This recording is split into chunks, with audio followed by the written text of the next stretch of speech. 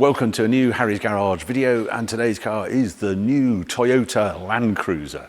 Now this is the 250 series Land Cruiser. I tested the 300 series, the big Land Cruiser, out on the Dakar Rally earlier in this year, but this is the one that has been causing huge excitement from the moment we first saw the photographs of it. This is a potential Defender rival. It's Toyota saying they're going back to the origins of Land Cruiser with this model. And it's such a great style. It's going back to its roots. It's square, it's tough, and there's been a huge clamour, and all dealers have had so many inquiries for this car. So why is there so much excitement around this car? Let's go and have a closer look. Just to get around the confusion of the naming policy on this car, in the UK it's called a Toyota Land Cruiser because it's the only Land Cruiser we get. Other regions get other versions of the big one, as say 300 series. Other markets call this either 250 series or Prado is another name for this car in certain markets. All very confusing. The other thing is there is a first edition model which is even more classic looking, if you like, because you get two-tone paint and you get round headlights instead of these square headlights. And that seems to be the one, if I look on Auto Trader, that's the one getting premiums, shall we say, in today's market. But it's such a chunky thing. It is, I can't get over the face of it, how complicated. Look at how many panels there are on this. They say it's to make it easier to change. If you do stuff a panel, you just have to change a little bit of it rather than a great big wrap round.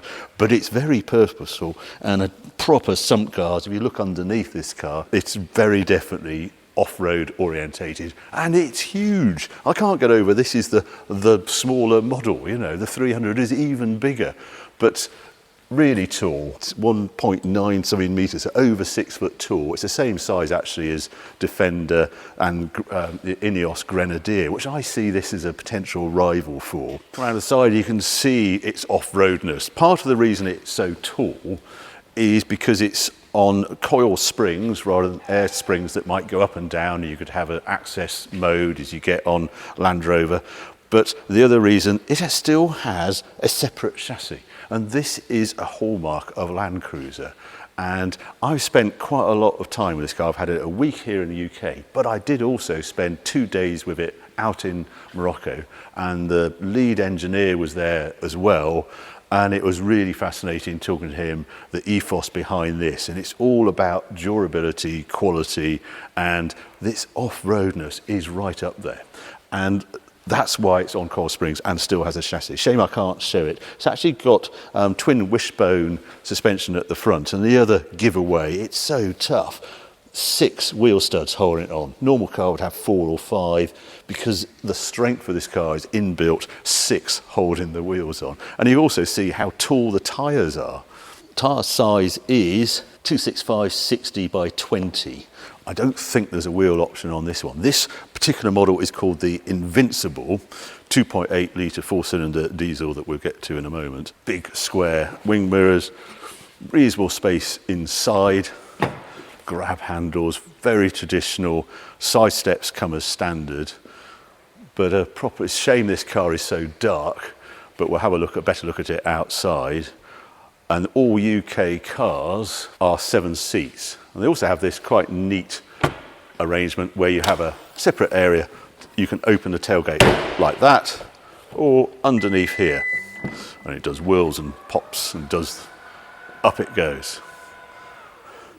And you're wondering why we collected a Christmas tree in it the other day, so that's why it's got some remnants of Christmas tree in there. 7 seats, I can operate the switches here and I can make it go up and down there. We can't really see any. I'll drop in how that all works. Yeah, another interesting point on this, it's actually got the camera for the rear view mirror. You choose between a conventional mirror or have a camera at the back, which is a bit odd, but I suppose if you've got it all loaded up, it's sort of useful. Also you can see hiding here, a full-size spare hanging underneath, and there obviously is a tow bar available, and it's not actually on this, but it can tow 3.5 tons. Let's go and have a look at the engine. Can't work out how to do it. There it is. Oh, big bonnet. That goes in there. And as I say, 2.8 litre diesel, turbocharged diesel, slightly smaller turbo on this for better response. There's an 8-speed gearbox on it. And I have to say, This engine is not my favourite thing on the car. It's very definitely diesel. It's quite vocal. Vibrations through the car. It's only 201 horsepower, so well down against Defender, G-Wagon, even the Grenadier is more, I think it's about 245 horsepower, and they're all 6-cylinders while this is a 4-cylinder. And I just noticed there's nothing to stop the noise penetration. There's no soundproofing on the rear bulkhead. It's quite often now you see the engines enclosed to try and keep the sound down. None of that on this Land Cruiser. Is there to do a job. And in other markets, if you have the petrol version of this car, well, that's quite a clever engine. It's still 4-cylinder, but 2.4 litre turbocharged, 2 electric motors on it, giving it an extra 48 horsepower, and then a peak power of 326 horsepower against 201 for this. And torque goes massively up. This is 368 pound-foot, 500 newton meters, and the petrol version is actually 465 pound-foot, 630 newton meters. So much more powerful in petrol form, but in Europe we only get the diesel. Anyway, let's take it outside, take it for a drive. You never know what to do when you've got side steps on a car. I can never get used to actually using them.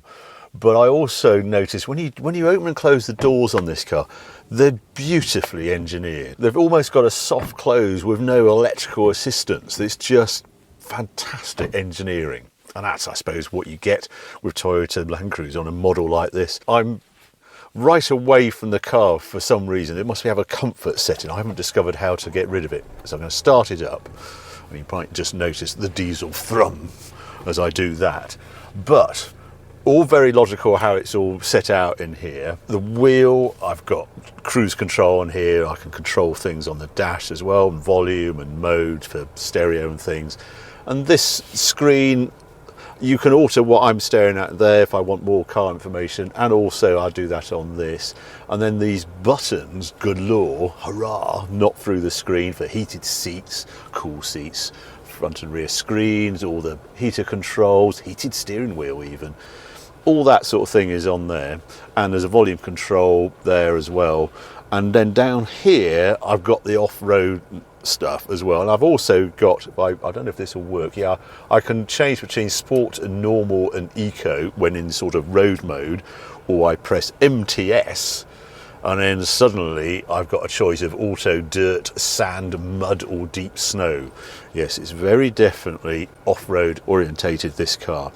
I've got DAC and crawl. When I was out in Morocco, we did all sorts of things, and it's got a cruise control, crawl control, so you can take your feet off and go up and down slopes at a certain speed, which you adjust on here. Just mad cruise control like that.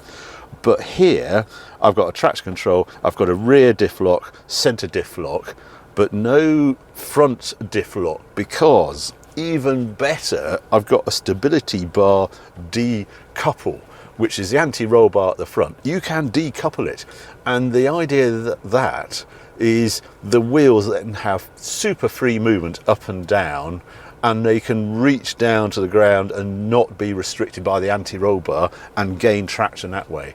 Very clever, and that tells me this is a proper off-road. To have anti-roll bars that you can disconnect is terrific. Space in here, it's pretty good. Nice to have the roof there. What have I got in here? I've got, yeah, cool box in there. I've got wireless charging there. I have a glove box. Yeah, it's got a manual. I ought to read the manual on this because I'll come to that later. Bottle holders, that sort of thing, and lots of space in the back. Well, really pretty reasonable space because it's a big car. You notice as soon as you step in just the height of it, because of that. Yeah, the fact it's on a chassis and springs that automatically give it height. Here, terms of use, dear wife was looking at this. You always just press I agree, don't you, without actually reading it. But this is actually use of multimedia services implies the vehicle will connect to Toyota's server, and data resulting from using the vehicle, including geolocation data, will be used and stored. So Big Brother Toyota is watching every drive you do in this car. I go not agree on that, so I don't really want Big Brother knowing what I'm up to. But yeah, all there, proper gear control there, as you can see, and let's head out. And there you go, there's the diesel thrum, no mistake in that. 4-cylinder diesel. Anyway, head out, go find some better roads.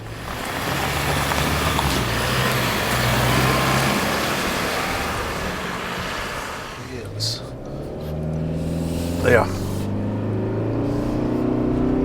Quite noticeable, isn't it? That diesel hum, 3/4 throttle there. But it's got a bit of punch there, and there's 60 miles an hour. Yeah, it's quite a relaxing car. It's, you know, obviously it's such good visibility, the height of it. The steering feel is really much nicer than that 300 series I drove out in Saudi, and it's quite direct, the steering. It's quite a friendly device for doing this sort of thing. 8-speed gearbox on it, and you can see it's quite often having to change gears to get the torque that it needs to. One thing you might notice every now and then is a ping from the speed warning. I'm going into a 40 zone here, I'm all right, I'm under it. I just can't find a way of turning it off, and I've looked everywhere. I'm sure there is a way, but yeah, bear with me if I'm doing 21 in the 20 limit down here. Apologies, I just can't get rid of it. There's another one actually, which is actually when I look away and look in the camera, it will also notice that I'm not looking ahead, and it will warn me for that. That's a Toyota thing only. I did measure it on Noisy Bit Road. It is hushed actually, more hushed than you expect. It's 70 decibels, which is very good for this sort of car, especially the diesel version. Right, there's a car behind me, that's what it's warning about there. It's full of warnings, this car. Toyota are overboard on it. I just wish they were easier to turn off. I can do the lane assist, that's a button on the wheel just like a GR Yaris. I think half the reason it's so refined is that separate chassis. It just keeps the noise level down and further insulation. They say they've got a stiffer mounting onto the body. There we go, I'm doing 21 miles an hour. And they've glued and they've got better brackets, but it's not part of the car. It is definitely a separate chassis, and they try and insulate as much as possible, but they do it for strength is the reason for doing it. Now I'm going to eventually get to my squirt up the hill once I'm out of this 20 zone, and to do that I'm going to, yes, I know, 22, it's so naughty. There we are. I'm going to put it into sports mode, and I think it just energizes the gear changes and that sort of thing. Oh, it's so tedious. The speed warning just go away. I know it's not that naughty, 21 miles an hour. Right, here we are, eventually. Here we go. Oh, it only revved to 3,800. Yeah, this takes quite a while in this car. And we're at 60. Oh, he didn't warn me, it's just, yeah, we just dropped back. Yeah, it is slow. It's got a lot of weight to move, 201 horsepower. It's got a lot to do, that engine, and with the 8-speed gearbox I thought it would go through it. There were no performance figures on the sheet I was given from Toyota. I did look up though, and the Toyota Hilux comes with the same engine and auto gearbox and is 300 kilos lighter. So we're well past 10 seconds to 0 to 60 in this car, and you think, well, Defenders, I think the slowest 110 Defender, the D250, is rated at 8 seconds to 60, and the 300 is 6 point something seconds to 60. You do notice it just really runs out of breath once you're trying to do an overtake or something. Ooh, this is taking a bit longer than I expected. But I want to go back to my 2 days in Morocco because they were exceptional. Suddenly I saw this car where it was designed to work, and having the lead engineer there as well and being able to talk to him, come in, Noah, it's just the knowledge and how they approach this car. They felt the previous version was a bit too towards the luxury end. They wanted to get back to its roots. They wanted to make it a proper workhorse. And they test to destruction. That's their methodology with Land Cruiser. They test in the hardest parts of the world, and if they want to break a component, they do everything they're going to break. They get a breakage, they can make it even stronger. And that's what they did in the development of this car. And my goodness, it showed. Right, I'm just going to quickly turn into there. I'm still in sport. I'm going to just whip it into there. And here, there is a bit of roll, but it's not outlandish. Oh God, listen to it. It's better than you would expect, because I think the weight is so low down because of that separate chassis, but I am noticing it on these bumps.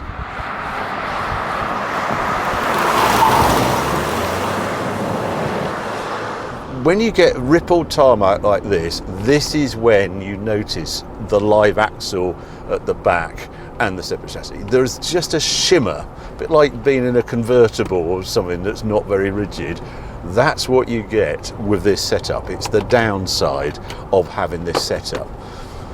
It works when you're off-road because it has the strength and the durability, but you do notice it here. But it rides exceptionally well.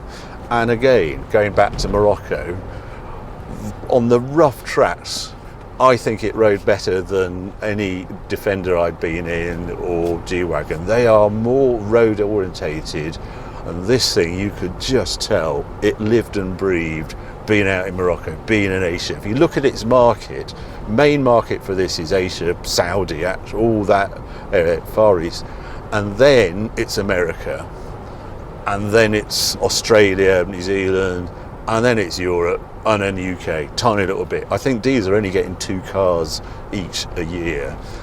It's developed for where those markets were, where off-road is a high percentage of its usage.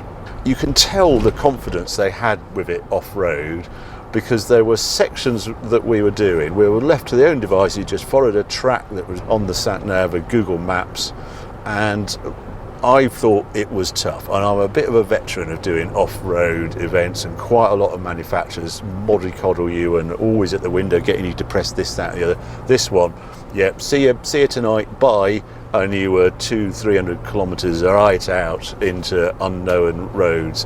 I did do low range, should have mentioned that. Obviously it's got low range on it as well, and diff locks, and some of the lumps and bumps we were going over, I was mightily impressed. It does that aplomb. That's what it does extremely well. But yeah, down here it has the one type of tire. It's off-road orientated, but it's not an aggressive tread. That's why, yeah, it's quite quiet. Yeah, I just see it round here. It's much better steering. They've actually gone to electric steering on here, and it's just a quicker rack than you would expect. It destroys the Ineos Grenadier on road. It feels much more natural, much more in its environment, much happier with on-road use than the Grenadier.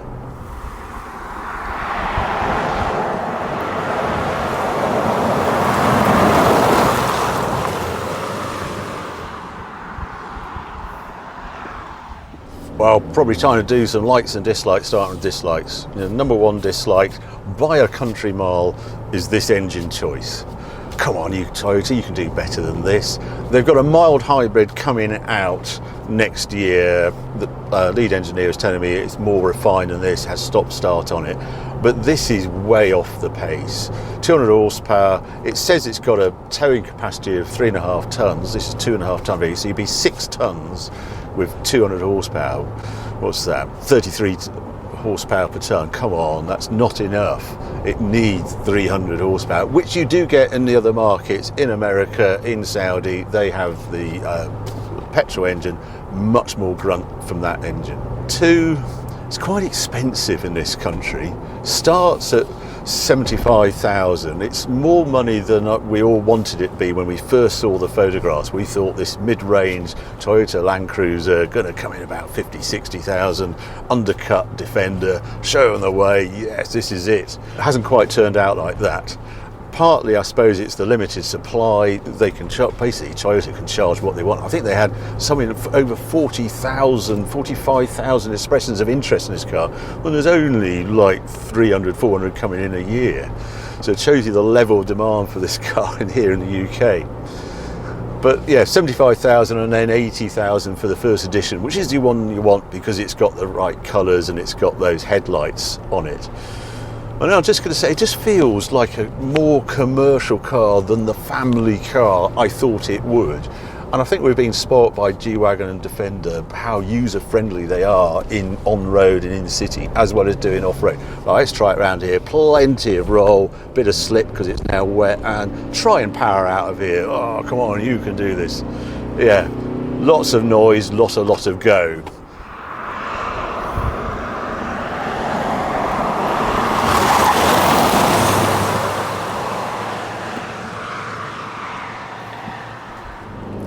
And then also just like the chassis dynamics, the on-road, it's compromised. Again, you will notice it. It just feels loose. You sort of want to check that you've done the wheels up, sort of thing. But I say, when I was in Morocco, it was top of the tree off-roadness, and I say the confidence they had to just let you go out into that beautiful, stunning landscape and just, yeah, come see you tonight, just tells you everything about this car. And that's where we go on to the likes.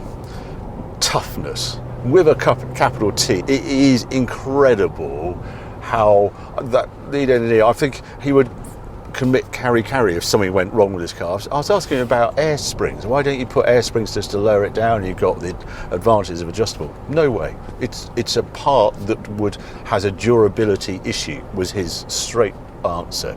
They would not fit it. You have an air pump in the back, adds complication. Coil springs do not break. Tried and tested, can fix them in any situation. This type of suspension, they just wouldn't entertain putting air springs on it, and that tells you everything about the ethos of how they work with Toyota Land Cruiser back at base. Another thing I really like is just how easy all these controls are. They say they got their Dakar race guys to look at it, and they wanted how you could sort of hold yourself against something in rough terrain and still operate the buttons, and yet it's very clever. This is a sort of soft bit on here, and your thumb just goes on all the buttons. Same here, if you have to do something on screen, you can sort of touch the top, and it's all very easy. I like that. There's some thought gone into this car.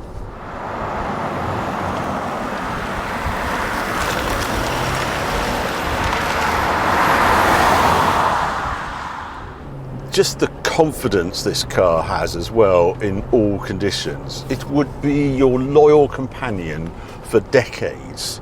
It just won't wear out, as far as I can see. It will just continue to deliver what you expect a Land Cruiser to deliver forevermore. I don't know if I could live with all the speed nonsense, but I'm afraid that's a legislation thing rather than Toyota's problem. Not a surprise in this car, just manoeuvrability and things. It's got a tighter turning circle than it has any right to. It hasn't got any rear steer on it, but it's just manoeuvrable. The square box, easy visibility. It makes living with it very easy. So, but would I buy one? Now that's where it gets tricky, because I just couldn't live with this engine. It's a fundamental flaw, I think, on the whole vehicle. And the shimming chassis and things, it's a workhorse, much more than I expected. Just Ineos Grenadier is almost a closer rival to that than it is to Defender. And I just don't have the off-road use and those tracks, and that isn't how I use a car. And I think here for the UK, you would choose something else. You would have to have a really good reason to go down this route. You might have been fed up with reliability on other rivals, shall we say, without naming names, and I've just had enough of it. I just want a car that's just going to work. Well, then I can quite understand why you'd buy this car. But it is let down by that engine. It just should be more refined, and because the rest of the vehicle is so refined, you just notice it. Maybe the petrol version, maybe you get an imported petrol version, maybe that's the thing to do. I don't know. It's not great on fuel either. It's 25, 26 mpg, and it's super high car tax because it's over the 255 CO2 limit, so you're in the highest bracket along with Bugatti Chirons and Porsche GT3s and things. So next year I think you'll be paying 5,500 first year road tax on this car. So that's a shame as well, but it's fundamentally a terrific car, very handsome on the outside, will last forever. When we have the nuclear war, don't worry, Land Cruisers will get through that, no problem at all. But so I've enjoyed, I've been mighty impressed. I'm so glad I did those 2 days in Morocco as well. But yeah, I just don't do enough off-road miles to justify this car. But there you go, that is my review of the new Toyota Land Cruiser. I hope you enjoyed it. If you did, keep watching, keep subscribing, more videos coming along very soon.